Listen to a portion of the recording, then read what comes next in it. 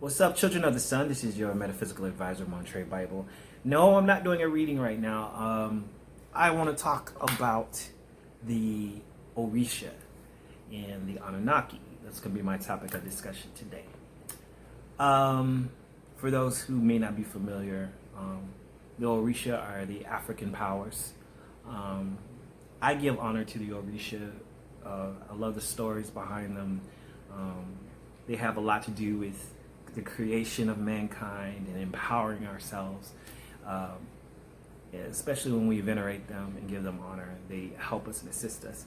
At the same time, the Anunnaki are stories about the old gods, the gods that created mankind, and I want to compare the two and show how similar they are and possibly the same beings. And a lot of people are like, no, the Anunnaki are not the Orisha. The Orisha are not the Anunnaki. I don't want to hear that. I'm comparing the two. So this is what this video is about. If you've already got your mind made up about who they are, you don't have to watch the video. But I wanted to compare first a few main ones. So the first one we have is Obatala. And Obatala is the one who's supposedly formed mankind. He not only formed mankind, he basically formed the world and created the world that we know, the physical world. So Obatala comes from excuse me if I misspeak it, Olodumare. He comes from Olodumare, who was supposed to be like the sky father, okay? And so how does that compare to the Anunnaki? There's a very similar connection with that. We have Enki, or Ea, who creates mankind. He was the one who formed mankind and figured it out and created mankind to serve the gods. And Enki, his father, is Anu. Anu is from the sky. So Anu never really interacts with mankind, as well as Olodumare never really interacts with mankind. He's always up above. So Anu and Olodumare are pretty much kind of the same iconography, the same type of being who exists in his own realm, does not really interact with mankind. But Obatala is the one who creates mankind and interacts with mankind. As same as Enki had a very special relationship with mankind as well, because he created mankind and formed mankind in his image, and it was like, okay, look, he really had a passion for mankind. At the same time, they both have brothers.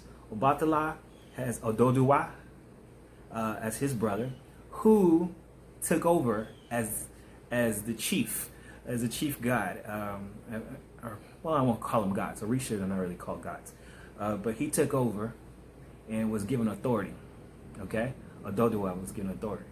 At the same time, if we flip and look at the Anunnaki stories, Enki, even though he created a lot of the stuff that we see on the planet and formed the world and created mankind, he wasn't given dominion over the entire world. His brother Enlil was given dominion over the world. So we have the same story here. So it makes me think, okay, either one story came from, either we pulled the Anunnaki story from the Orisha, or the Orisha pulled the Orisha stories from the Anunnaki stories, one of the two. So there's a lot of similarities that makes me believe that these beings existed. And I call them beings because we are related to them. The Anunnaki created mankind. They just didn't create just one man and one woman. No, they created men. They created a whole bunch of men. First the men first. Then they decided they were going to create female prototypes to keep mankind going, to procreate, so they didn't have to keep recreating men over and over and over, because it's a lot of work to do that. And it's not efficient. So this is where we get the whole creation of man. And also for people who are always wondering and always had that question about the Cain and Abel story, when Cain kills his brother, which is also another Egyptian story, which is very similar to that, and I don't want to go into detail about that, but Cain kills Abel and then finds a wife outside. Everybody's like, well, where did he get a wife?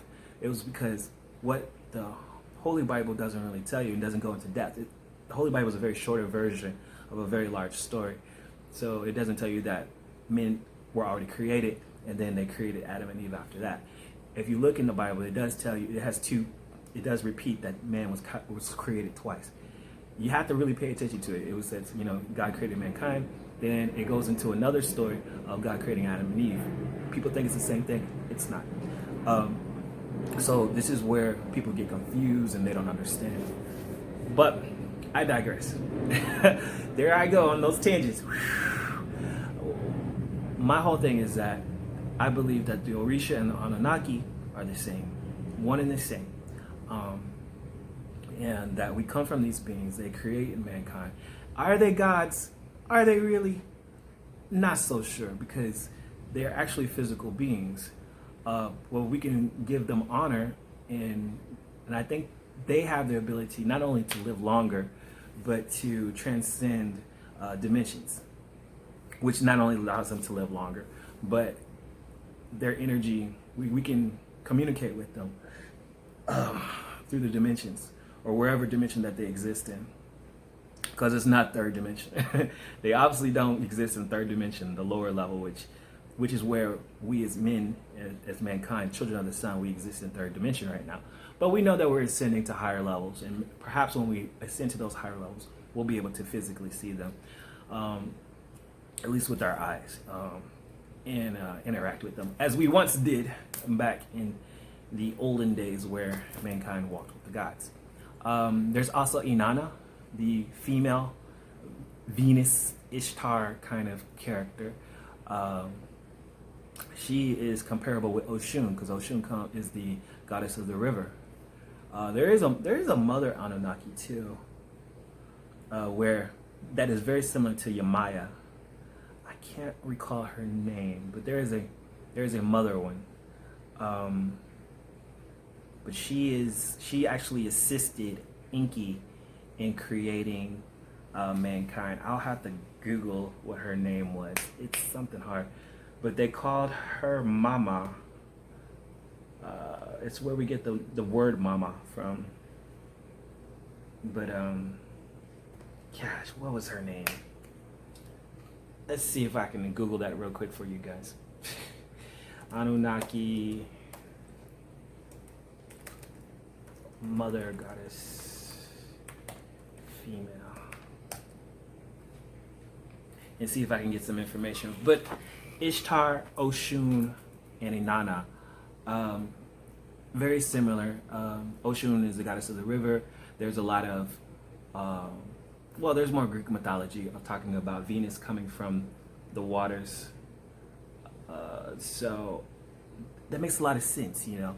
I think the stories with Inanna was that she was first human. I think she was human first, if I get that correct, and then she became a goddess. I think, or she was the granddaughter of Anu. But I think she was part human, which makes me believe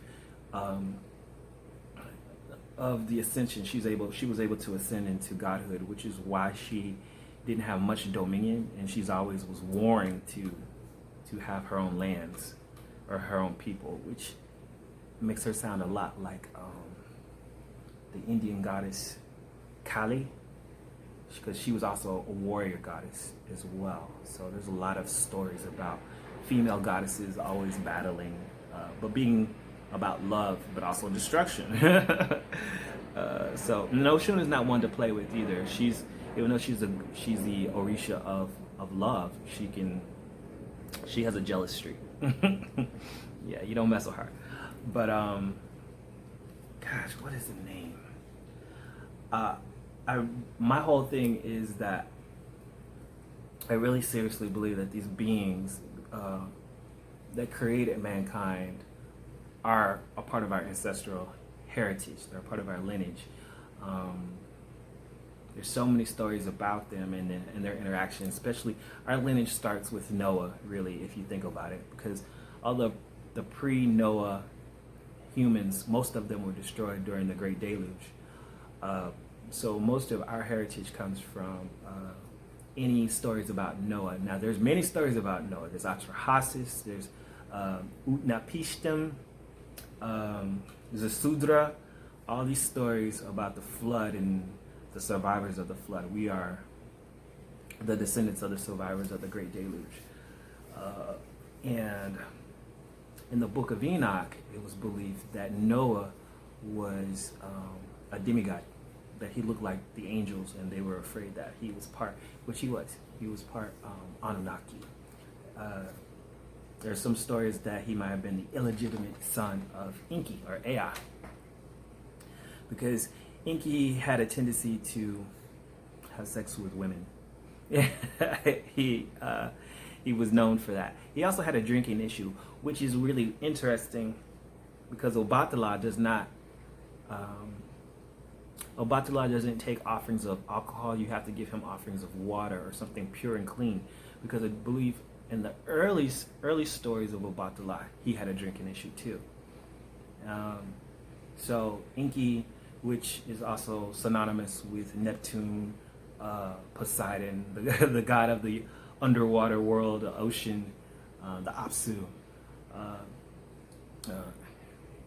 He's known for sleeping, being underwater, overindulging in drink, and because of that, he's probably trying to cut down. He's probably on Alcoholics Anonymous, which is why you don't give Obatala.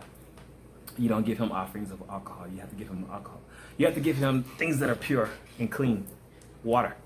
You can actually give him offerings of water, which is interesting. So, but that's just my opinion about the Orisha. Some of the studies that I have, I never found their name. Mother, let me see if I can find it real quick.